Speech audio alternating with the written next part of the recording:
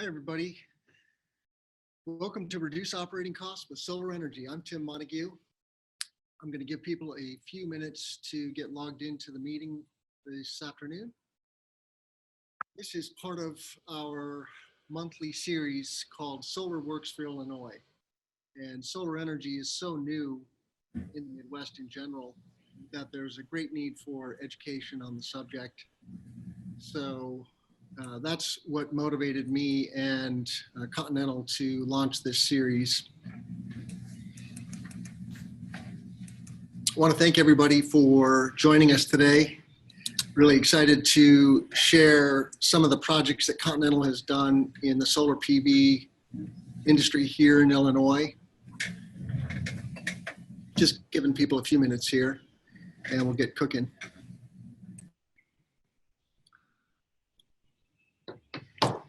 All right, well, we'll get started and people can join us as they can. Again, I'm Tim Montague.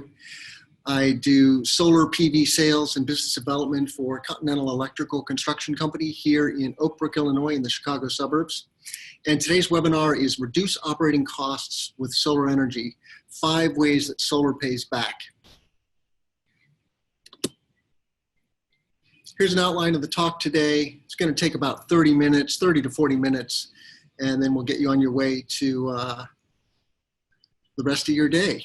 So we're going to talk about why solar is happening now, especially here in the Midwest, what it is, and what some of the recent projects are that Continental has done. We've done 12 megawatts of solar rooftop and ground mount photovoltaics. We're going to talk about energy savings, cash incentives, tax credits, and accelerated depreciation. Those are the main ways that solar creates ROI. And then I'll give you some tips on who can benefit from solar, and we'll do some Q&A. Before I launch into the main topic, I want to give people a little background on Continental. Continental is a 106-year-old 4th generation family business founded by David and Stephen Witz's great-grandfather, Harry Witz, in 1912 here in Chicago, just when electrification was happening. And so Continental has deep roots in energy transitions, and that's what we're looking at today with distributed energy. That's what we call solar photovoltaics, is a source of distributed energy because you put it on your facility or on your ground. We are the largest employer of union electricians here in Chicagoland. And we started the energy division, or the energy solutions division, in 2009, really started building projects in 2011. So it's a new addition, but we are an early adopter for electrical contractors getting into solar in the Midwest. And now we're very well positioned to take advantage of the wave of projects that is hitting Illinois, thanks to the Future Energy Jobs Act, which I'll mention briefly throughout the webinar today. And that is funding $200 million in subsidies every year for the next decade. That's going to fuel a 30-fold increase in solar in Illinois. We are the largest solar contractor, or EPC, in Illinois. And so we're, like I said, we're well positioned to fulfill the demand that is about to, well, it's starting to ramp up already. We're a full service electrical construction company, and one of our core values is customer for life. And I really see that in the day-to-day work that the 100 colleagues of mine here in the office do. And when I go to job sites and see the workers on site, the quality of the work that they're doing, we do not take a one and done approach. We're taking a how can we serve our customer best, and then do that for many years and decades to come. An example of that is the Sears or Willis Tower that you see in the background photo here. Continental built the electrical system in the Sears Tower and has had a constant presence in that facility since 1973. So we have a bunch of happy customers in that building, and you can imagine a building that's 40 plus years old is constantly being renovated and reinventing itself from the inside out, and we're part of that. You see here a pretty big list of the types of projects that we do, and that includes, of course, energy solutions. That's our renewable energy division. Low voltage, mission critical, that's data centers. Healthcare, including hospitals, hospitality, hotels, etc.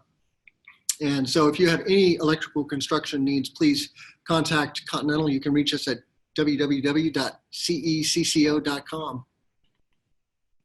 So the Energy Solutions Division has a couple of core services. Commercial industrial solar is job one. We install rooftop solar, ground mount solar, parking garages, building integrated. There's a variety of forms, and I'm going to show you some examples of solar arrays today.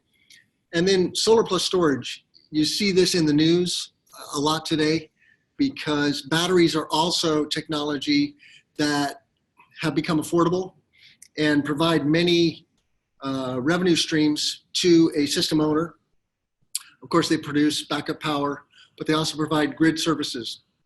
And so as you see in the news, especially about Tesla, and we have done a Tesla project, which I'm going to show you, storage is becoming a bigger and bigger part of the energy grid and the energy playground.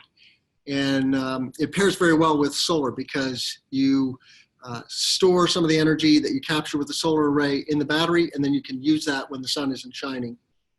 We also install electrical vehicle chargers. There's a massive transformation that is about to occur in the transportation industry in the United States and globally. We are moving away from internal combustion engine cars to electric vehicles. And so we're going to need a lot more EV chargers. And then microgrids. And all that means is you have a source of power. It could be a solar array. It could be a generator. You have a storage device like a battery. And then you have the switch gear to island that system in the case of a grid outage. So we have a solar plus storage facility here at our office in Oak Brook. And if the grid goes down, the array will automatically shut down for 5 minutes, but then the battery will reboot the inverters, and then we can use the energy from that array during the outage. Most solar arrays don't have batteries attached to them, and so they are automatically shut off for safety reasons, for grid safety reasons, for first responders. And so you can't leverage the solar PV in the event of a grid outage unless you have a microgrid. And as we've seen with the situation this past fall with hurricanes, and especially Puerto Rico where the grid was severely damaged, there's now a lot of talk about the importance of microgrids and solar plus storage. So there's literally a tipping point that we are on the doorstep of here with solar plus storage, which is going to grow tremendously. So what is solar PV and why, especially now, is it taking off? You know, solar has been around since 1954. It was invented at Bell Labs in New Jersey. And so it's very mature technology. It's 60 years old. But it wasn't until the early 2000s that prices really started to drop and become quote unquote affordable. And so it was, and I have a graph of that in a slide or two, but so it's really a combination of things driven by the reduction in price of technology and then adoption starting to pick up. And as we get that mass adoption, that drives further price reductions and you get a perfect storm. So here's a sketch of a building with a solar array on it. You can see the array is a set of black panels. They convert the sun's energy into electricity. This is semiconductor technology. So it is manufactured by many of the same companies that make smartphones or other consumer electronics, you know, LG, Samsung, et cetera. These are household names. The power comes off the array, as we call a collection of solar cells or solar modules, in DC format.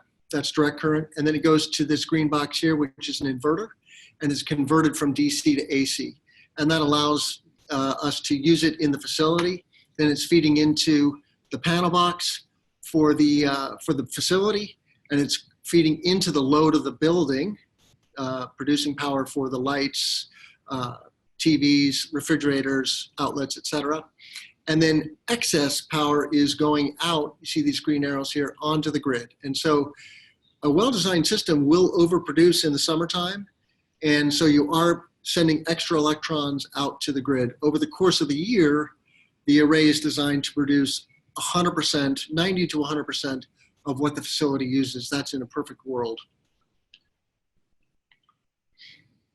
So solar PV converts sunlight to electricity, and you're taking sunlight from the roof or the ground in DC form that's coming off the array, converting it to AC with an inverter, and then using it in the building load. And so it reduces the kilowatt hour consumption of the building. And that's plain and simple the greatest value proposition that solar PV holds, is it reduces the operating costs of a facility. If you're spending $1,000 a month, you could reduce that by 50 to 75% with a well-designed solar system. If you're paying $10,000 a month for a commercial or industrial facility, the same thing. You could reduce that bill by 75%. You can't get rid of all the charges with solar because you still have to be connected to the grid. So you have demand charges and capacity charges. And so you can't reduce the bill to zero, although of course there is off-grid solutions. And so let's say you have a cabin in the woods, and that's kind of where solar got its start, was with more remote applications and of course satellites, because it was too expensive for everyday applications. There are types of solar that I'm going to show you, including roof mount, ground, and building integrated. And it is a very fast growing industry. It's one of the fastest growing industries in the United States and globally. Solar installers and wind turbine technicians are the two fastest growing jobs. Here's a graph showing the price per watt on the left-hand side, that in the 1970s was around over $1 a watt. Oh, sorry, $100 a watt. And now we're in the 2016 past the 2015 here, we're less than $1 a watt. So we've seen a massive decline, and you see that really it started in the 2000s that, well, sorry, in the late 90s, that the price really got into this range of a few dollars a watt that was affordable. And then on the right-hand side, you see the global consumption of, or global growth of solar installations. And it mimics the price drop. So as the price comes down, adoption grows.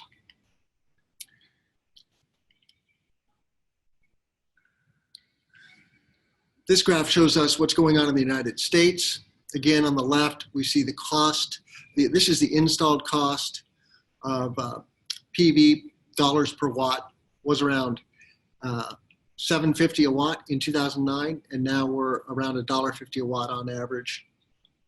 So a very steep decline. Solar's declined 75% since 2010, and that really has driven adoption and growth of the industry. And you can see here that we are installing upwards of 10 to 14,000 megawatts DC in the United States of solar PV every year. And so if you go to the coasts, go to California, you go to Arizona, Colorado, and then on the East Coast, New York, Massachusetts, New Jersey, North Carolina, you see solar everywhere.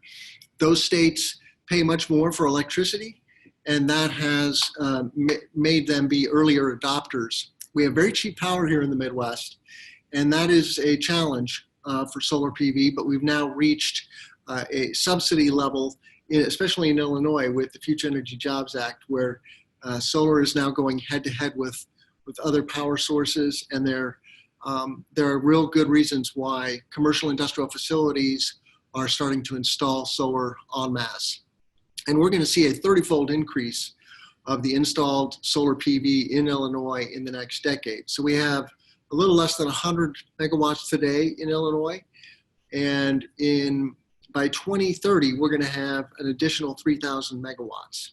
So it's a 30-fold increase in solar PV here in Illinois. So a lot of solar developers are moving into Illinois.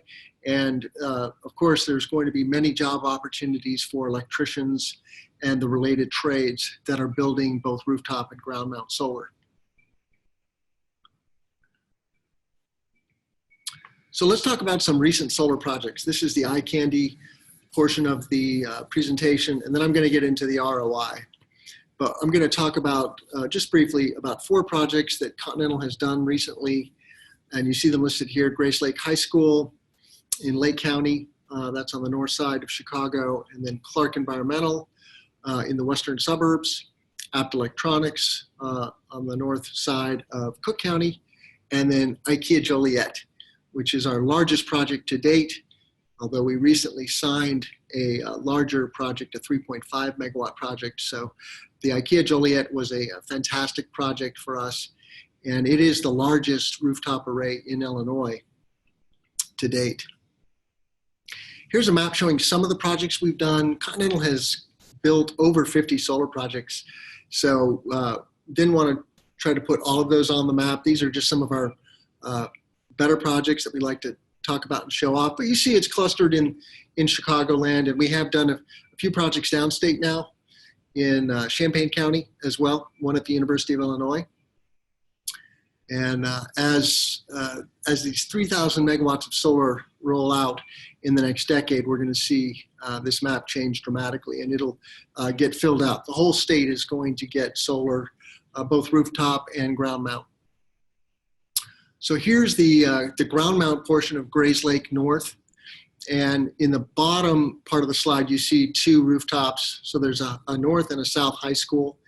And all said, these schools installed 2.8 megawatts of solar, including this 1.4 megawatt ground mount array. And so it's 1,400 kW. That's 1,400 kW or 1.4 megawatts. That's the DC size of the array. The panels are putting out DC power, and so we typically will measure the size of an array in DC power, but it corresponds to an AC value as well. That's a little lower. And here I'm just giving you a little information about the types of panels. This was a Square D 330 watt panel. It's approximately 2 acres. This was a little mound in the middle of a wetland that allowed us to install the racking. The racking is just metal piles that are driven into the ground. So there's really no permanent damage to the land. It's just steel into the ground. And the array is going to be there for 25 years. It's very robust technology that is designed to be outdoors and withstand rain, hail, snow, sleet, freezing and cooling, and hot temperatures, etc. So it is well guarded against the weather, and it degrades at a very slow rate, and that degradation rate is declining as the technology gets better and better. Tier 1 solar panels, which is all we deal in, will degrade at around 0.25% to 0.5% per year. So at the 25-year lifespan, or at the end of the 25-year lifespan of a solar array, it's still producing well over 75, sometimes upwards of 90% for very high-performing panels. So it's very robust, and it's a long-term investment. I should say,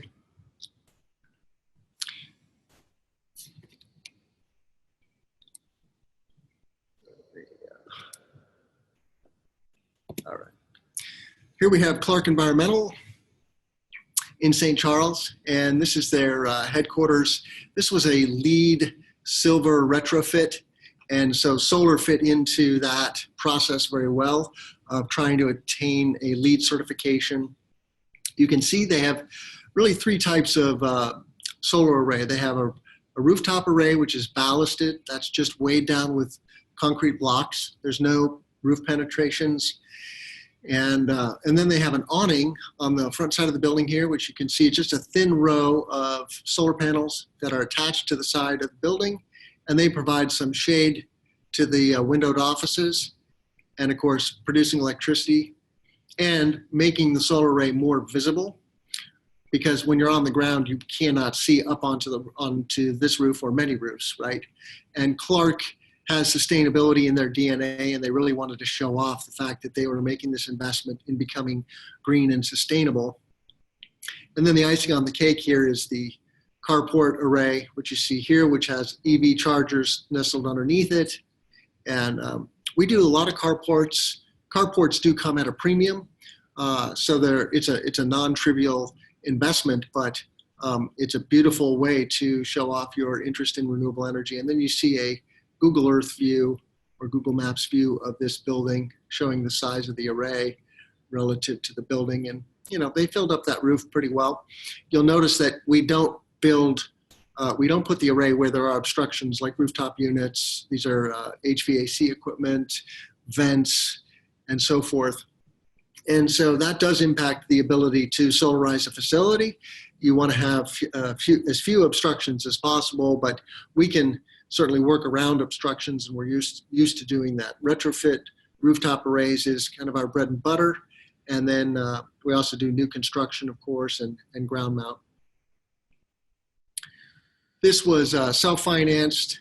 There are many ways to finance solar. We're going to have our next webinar actually coming up in March is going to be dedicated to solar finance. You can do a cash deal, right, where you're just paying for the system outright, or you're borrowing the money, doing a loan. You can also do a lease, like an operating lease, or you can do a PPA, a power purchase agreement. So we're going to drill down on those in March, especially the lease option, which is a low-cost way to ownership with very low upfront costs.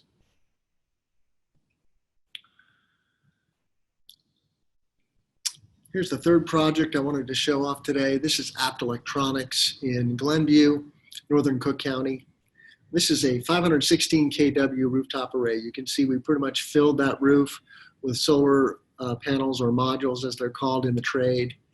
And this was a fairly new facility for Apt. It's a 100,000 square foot warehouse that they added on to their flagship store. So Apt is in electronics, and you know, they sell all kinds of home appliances. But sustainability is also in their DNA. So it wasn't just about getting the savings, and I'm going to show you some cash flows, how solar generates ROI. It's very significant. So a rooftop array like this is producing upwards of $1 million in savings over the course of the lifetime of the array. And then you see in the cutout here, I have a Tesla battery, which is installed just next to the building. It's outdoors. This is the power pack. That's the commercial Tesla battery product. And as I mentioned earlier, batteries pair very well with solar. You can also use the federal ITC, the investment tax credit, which I'm going to touch on. But that's a 30% tax credit on the cost of the equipment. So if you buy equipment for $100,000, you're getting $30,000 in the first year as a tax credit. And the batteries, when paired with solar, you can also use the tax credit on the price of the batteries. So what the batteries are doing then is extending the life or basically the payback of the array, because they store solar power during the day. And then you can discharge the battery when the sun goes down and isn't shining. So it extends the period of leveraging solar energy. It also is providing grid services in the form of frequency regulation. So the grid operates at 60 hertz, and you want to condition that energy periodically in various places around the grid. And batteries are a great resource for that. And so literally the grid is flowing energy into and out of the battery, leveraging it as a conditioning resource. And we call that frequency regulation. And for that, they will pay the battery owner. I think the going rate is like $30 a megawatt hour right now. And so for every megawatt every megawatt hour of electricity the battery is feeding or taking from the grid, they're paying you for that. All right. And then finally, the IKEA distribution center in Joliet. This was ground up construction that we just finished this array in December of 2017 here in Will County in the southwest suburbs of Chicago. And as you can see, this is a gigantic rooftop. And this is what you see in the photo here is just half of the roof. If you go to the north on the other side of the taller part of this building, there's a whole other section of equal size. So all said, this is a 10.5 acre project. So the roof you're looking at here is 5 acres of rooftop. And you see there's many obstructions. These are mostly skylights and vents. This is a distribution warehouse. So it's not a retail store, but obviously it has an energy load, and they're going to offset a big portion of that energy load. We don't know exactly how much because we're a subcontractor to a developer called Socor. We're often subcontracting to general contractors or solar developers. That's our bread and butter. We are a solar EPC. So we know how to engineer, procure, and construct solar arrays. And we will do any or all of those pieces, including just construction. But this array consists of 9,315 watt solar modules. And IKEA, this is our third IKEA. We've built IKEA retail rooftop arrays in Schaumburg and Bolingbrook. And IKEA is solarizing all of their facilities nationwide. And they're doing that for a couple of reasons. Solar produces energy from sunlight, so you're getting a free fuel source. And what that does is it reduces the operating costs of the facility, so it's saving them money. But it's also, of course, reducing their carbon footprint. And today, with all the air pollution that we have from coal-burning power plants and the hazards of climate change that are caused by burning fossil fuels, many Fortune 500 companies are investing in solar. And we see this really among all of the large companies in the United States: Google, Facebook, Amazon. They're all going 100% green, Microsoft. And so they all have renewable energy initiatives. And Google, for example, is already producing all of its power via renewable energy through mostly power purchase agreements. So they buy the power from large solar farms and large wind farms, because as you can imagine, they have a myriad of data centers around the country and around the globe that are consuming vast quantities of electricity, and they want to offset that with solar energy, which is clean and green and produces very few emissions relative to other energy sources, traditional energy sources. So now let's talk a little bit more about the 5 ways that solar pays back. How does solar generate ROI anyway? Why? This really explains why companies and individuals are investing in solar energy systems. What you see here is a table explaining in the first 5 years how the energy produced by the array and the incentives and rebates will flow back to the owner. So you're buying an array, and then that array is producing energy, right? And so you have energy bill savings that are equivalent to about 20% of the value of that array in the first 5 years. Then we have cash incentives. In Illinois right now, we have 2 key cash incentives. One is called SRECs, which stands for Solar Renewable Energy Credits, or SRECs, much easier to say, SRECs. And then we have a smart inverter incentive.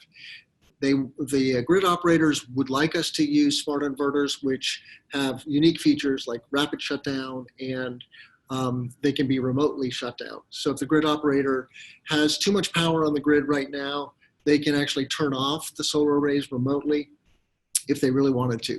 Now, the fact is we're installing 3,000 megawatts, and that's a relatively small amount of energy. We're going to achieve our renewable portfolio standard of 25% clean and green energy by 2025 by installing those 3,000 megawatts. So it's a chunk, but it's not a massive amount of power that we're bringing onto the grid. So those incentives accumulate to about 40% of the value of the investment, and every project is slightly different. But these are some good ballpark figures. Then we have tax credits, which I mentioned earlier, the federal ITC, and that stands for Investment Tax Credit, and that is equivalent to 30% of the value of the array. A tax credit is like cash. It's so if you have a $100,000 tax liability, you're taking and you get a $30,000 tax credit, you're getting $30,000 off of that tax liability. Finally, we have something called accelerated bonus depreciation. The rules for depreciation just changed at the end of 2017 with a new tax bill. Needless to say, this is a form of depreciation. You're buying equipment and then it depreciates in value precipitously over time. And what that means is you're able to recoup the cost of that equipment in a relatively short amount of time. And you can take the majority of this depreciation in year one now. So that accumulates to about 25% of the value of the system. And so you see at the bottom then, the system is cash positive by year 5 to the tune of 115%. So you've completely paid off the array and then you have 15% in the black. So what does that look like with a more tangible project? This is Louis Joliet Mall with their permission. This is a rooftop array that we've drawn on the roof of that mall. That's a 2.45 megawatt rooftop array. So it's a very large array. That would produce 2.9 gigawatt hours of electricity per year. And that translates into energy savings worth about $250,000 per year. So the net result is you're going to see a payback period of 4 years. You're going to earn back all of the money you invest in the solar array within 4 years. And over the 25-year lifetime of the project, you're going to get an internal rate of return of 15.6%. In the lower right-hand, you see the graph of the energy consumption of the facility, and the green, so the blue bars are the energy consumption of the facility, and then the green line chart is what the solar array will produce. So you see the solar array is producing more power in the summer months and then less in the shoulder seasons and the winter and spring. So this solar array would not produce all of the facility's power, but it would produce upwards of 30% of the facility's power. So it's going to offset the power bill for that facility very significantly. Now, the other consideration here so there's really two considerations: the size of the array and the cost of electricity. So the different lines on this graph represent different costs of electricity, from the bottom blue line being 5 cents a kWh, and then the top green-blue line being 9 cents kWh.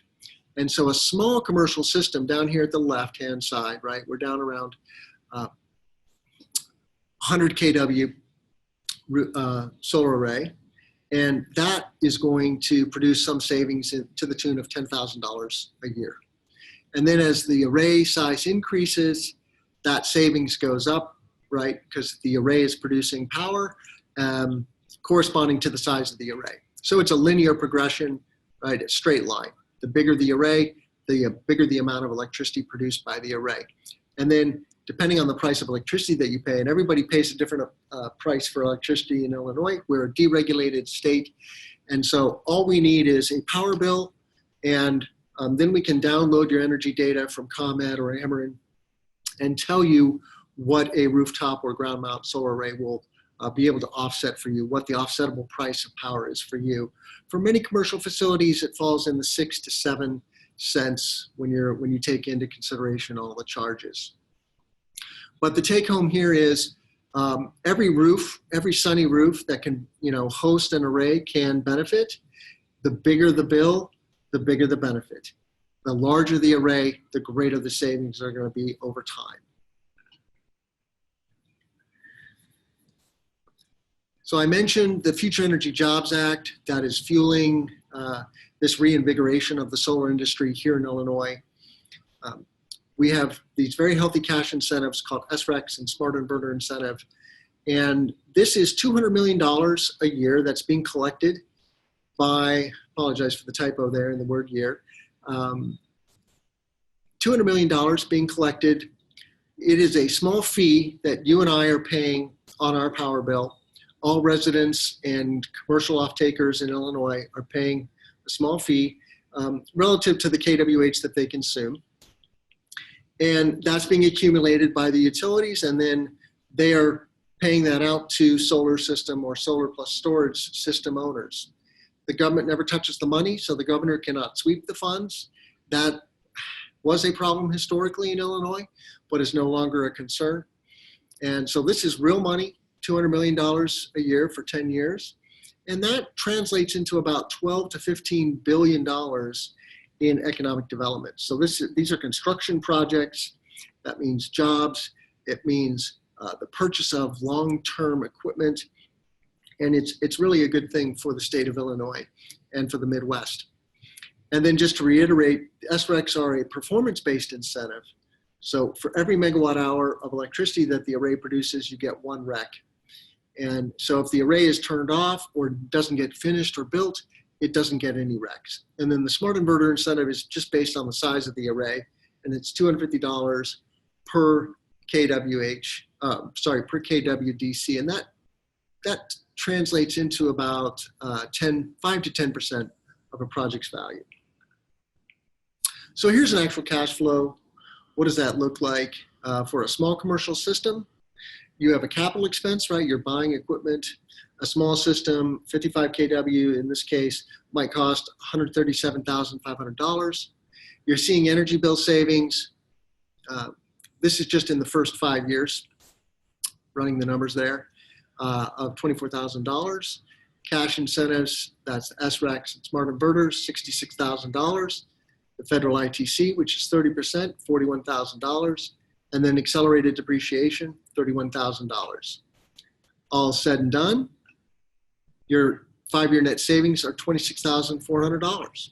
So you're already in the black and producing a profit. And then over 25 years, which is the expected lifetime of the system, you're generating $121,600. So it's a very lucrative purchase. And then those numbers just get magnified as you scale up. So this is what a cash flow looks like for a large rooftop or ground mount array. In this case, 2,450 kW. That would be a 2 megawatt AC solar array. That is the largest behind the meter or community solar, and I'm going to talk a little bit about community solar in a second, array that you can build in Illinois. That is a big purchase. It's $4.2 million. It's going to generate $918,000 in energy savings a year. And then obviously you're going to get these other incentives that are going to pay the array back to the tune of $930,000. You're in the black by year 5. And then over the 25-year lifetime of the system, you're actually producing $4.8 million in positive cash flow. So who can benefit from solar PV? I like to say anyone with a sunny roof. It doesn't have to be on the roof. It can be on the ground or on the parking lot. In general, we're looking for owner-occupied facilities. And the reason for that is the facility owner is motivated to make an investment in their facility. This is a long-term investment. And so it is going to reduce the power bill of whoever occupies the facility, whether that's the owner or a tenant. Tenant-occupied facilities can work, and I'm going to talk about that, and that's more relevant to community solar in the next slide. Bigger the bill, bigger the benefit.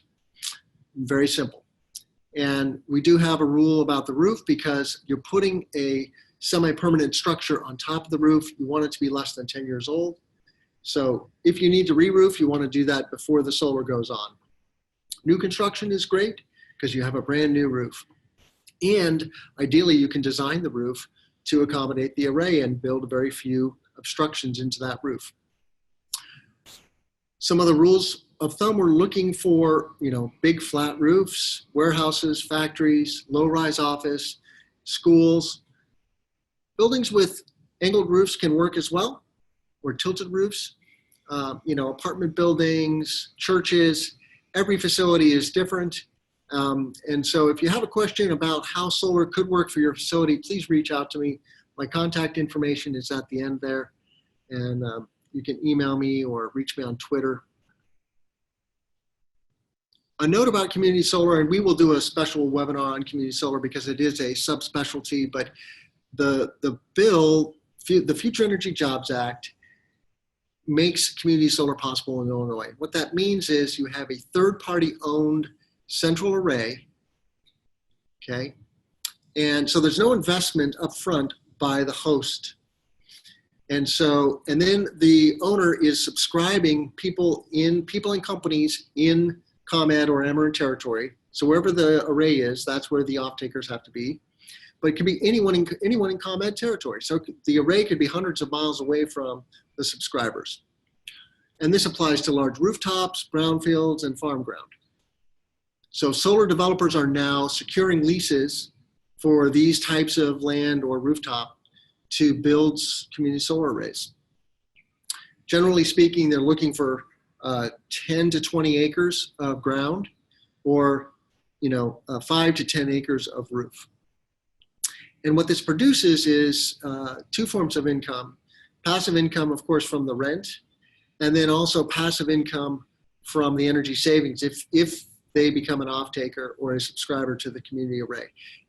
The host could be as much as 40% could consume as much as 40% of the solar array with a community array. So you have to have at least 3 off-takers or 3 subscribers.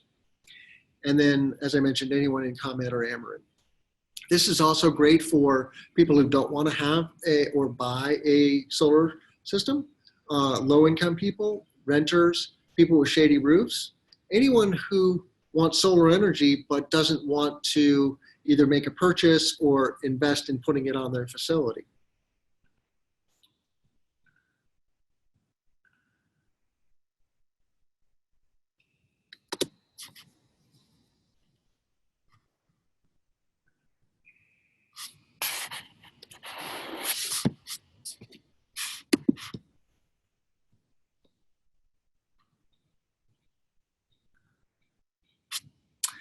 I want to let everybody know that we're doing this every last Tuesday of the month at 12 noon. Our next webinar is going to be March 27th, and we have a special guest that day talking about solar finance, and that's Stan Fishbein, who is the co-founder of CleanView Capital. Stan is an industry veteran, and you really will benefit if you're curious about how solar is financed to tune into that.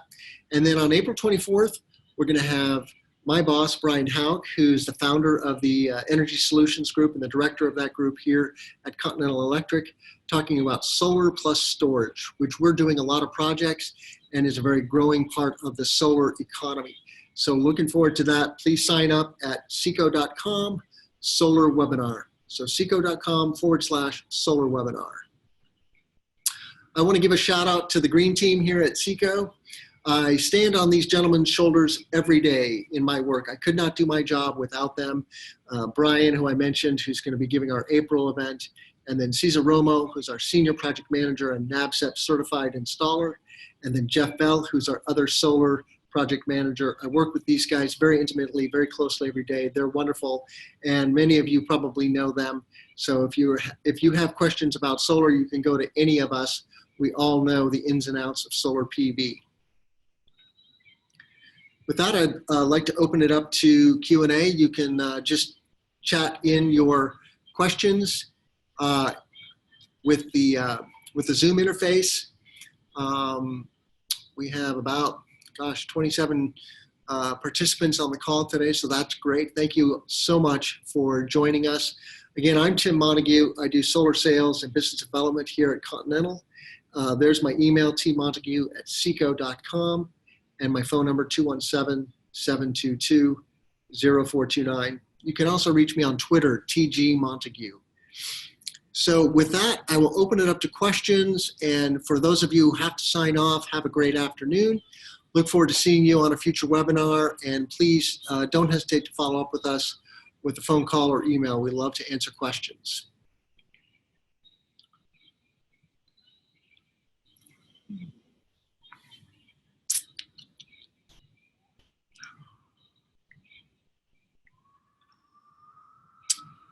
All right, so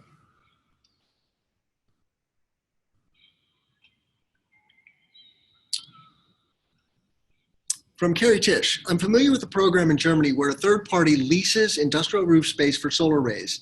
And in addition to the lease payments to the roof lord or the roof owner, the property owner also can access power generated on site at a discounted cost. Is such a program available here?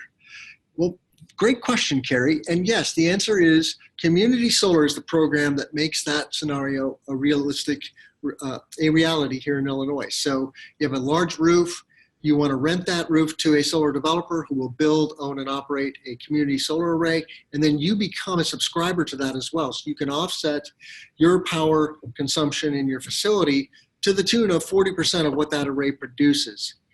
And you will be given a discount, typically 10 to 15% over what you're paying retail rate. So you're going to see a discount on the power you're buying from the solar array, and then you'll get passive income by leasing or renting your rooftop. Carrie goes on, my understanding is that if you're on, my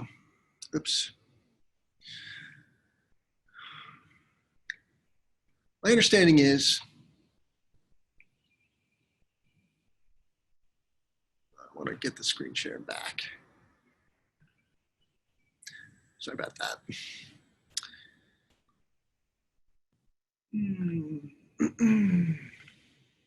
Okay.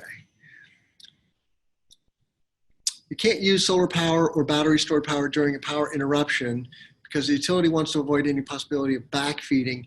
Yeah, so that was what I was referring to, where if you have a grid tied solar array, it will shut off automatically when the grid goes down. If you have the proper hardware to island in a microgrid, and that requires a generation source, either a generator or a battery, and then you can island the microgrid and have a self-sustaining system powering some percentage, not likely the 100% of your facility, but some percentage. Question here from Irene. Can you get frequency regulation revenue in facilities in MISO or just in PJM? Does the meter really run backwards, or do you install a reverse flow meter? So a couple questions there. Frequency regulation is available both in MISO and PJM, but it's really much more bankable in PJM. MISO, so the grid is divided into these super regions, and they're called regional transmission organizations. In Northern Illinois, it's PJM, and in Southern Illinois or in Ameren territory, it's MISO. So in PJM here in Northern Illinois, where we are, like I mentioned earlier, they are paying about $30 megawatt hour. Now, that rate is going to fluctuate up and down. So it is not truly bankable, but it is much better than what we anticipate in MISO currently, where we expect about $15 an hour or half of that. Now, the rules for storage are changing, and FERC, which is the federal organization, the Federal Energy Regulatory Commission, which oversees all of these RTOs, so it oversees MISO and PJM, is asking all of the RTOs to basically play nice with storage. So we're going to see a lot of evolution of the grid with regards to storage in coming years. All right, well, I hope more of you will ask questions. Right now, there's no questions in the chat, so don't hold back. You can also email me at tmontague@cecco.com. You should have received an email from me already when you registered, so I should be in your inbox. Feel free to reach out to me by email or phone.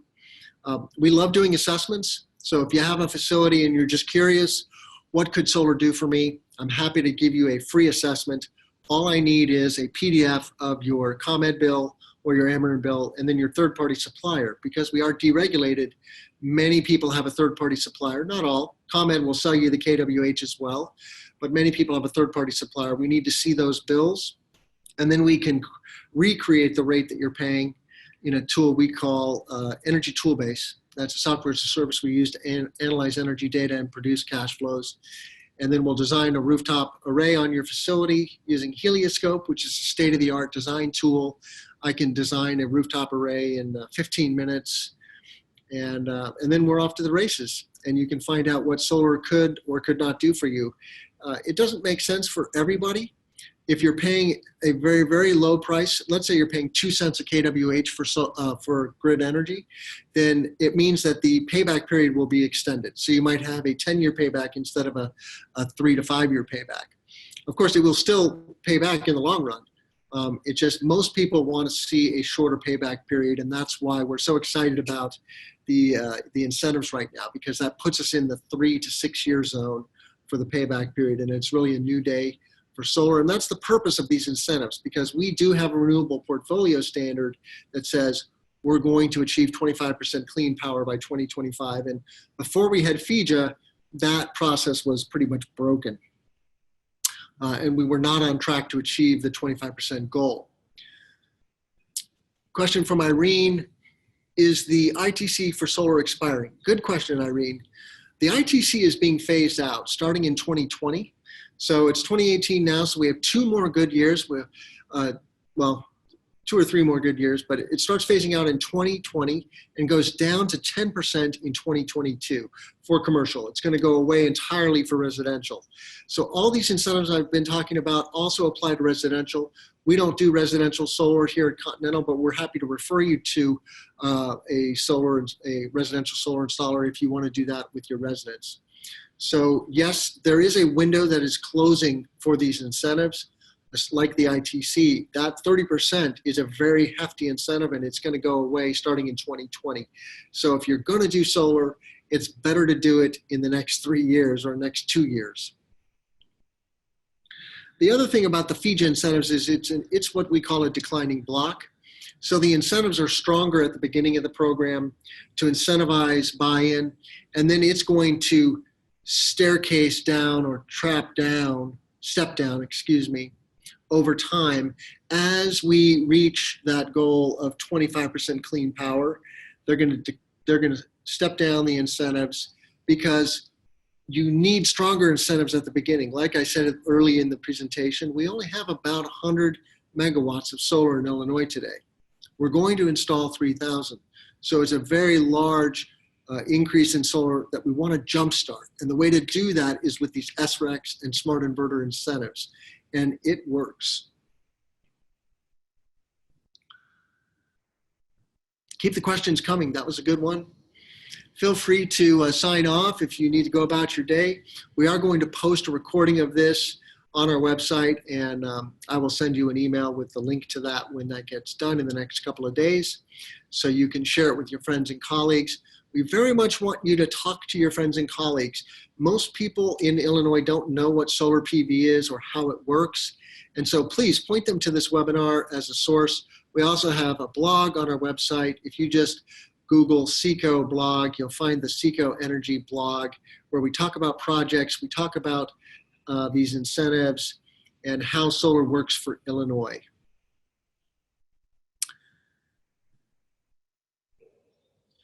So another question, can only Illinois facilities earn SRECs? Technically, FEJA will apply to neighboring states. So you could have a solar facility in Wisconsin, Iowa, Michigan, Indiana, and it can bid into the Illinois market. I don't think it's guaranteed approval, but those states are able to at least apply for SRECs in the Illinois market. And I don't know the ins and outs of those. If you go to the IPA website, the Illinois Power Agency is the agency that oversees renewable energy in Illinois, the IPA, Illinois Power Agency. If you just Google that, you'll find it. They have a very hefty document that spells out all the rules that are being considered now and that are going to be written into law starting in April. That's the kind of finalization of FEJA coming into force on April 3rd, and then we're really off to the races. So from Caesar, my colleague and project manager, how does Illinois rate in solar rebates and installations versus the rest of the country? Very good question, Caesar. I was just looking at the top 10 rankings for solar jobs, and that, of course, corresponds to the amount of installed solar. So we have California at the top which has 20,000 megawatts of installed solar. So even after we install 3,000, we're still going to be a baby compared to the big dog California. But California is a market that is starting to mature, so it's starting to asymptote. It was going through very rapid growth, and now it's starting to slow down. And so those California companies have been there, done that, learned how to do solar. They're bringing that expertise to Illinois now, and we welcome them with open arms because we need their expertise, their talent, and their professionalism. So then we have states like North Carolina, a lot of ground mount utility scale solar. Massachusetts has done very well with community solar. New York State, the same thing. These are places where the cost of power is 3 times what it is in Illinois. And so that's why solar makes so much more financial sense, and it has driven the market in those places. Florida and Texas are also top markets. Those are mostly utility scale markets, but a combination, rooftop, ground mount, and small and large. So that's kind of it in a nutshell. There really are no Midwestern states in the top 10. Illinois might eke its way into the top 10, depending on what's going on. Here in the Midwest, Minnesota is probably the leader. They adopted community solar and have been doing these, megawatt to 2 megawatt community solar projects.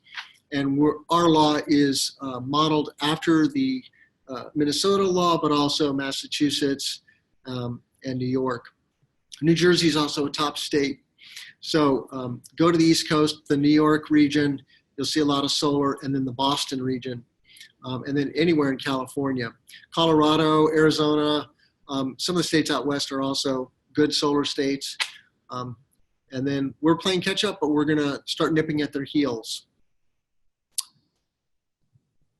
All right, well, I think we'll end the webinar. Thank you so much for spending some time with us. We look forward to seeing you in the future, and check out our website, cecco.com, CECCO.com. I'm Tim Montague.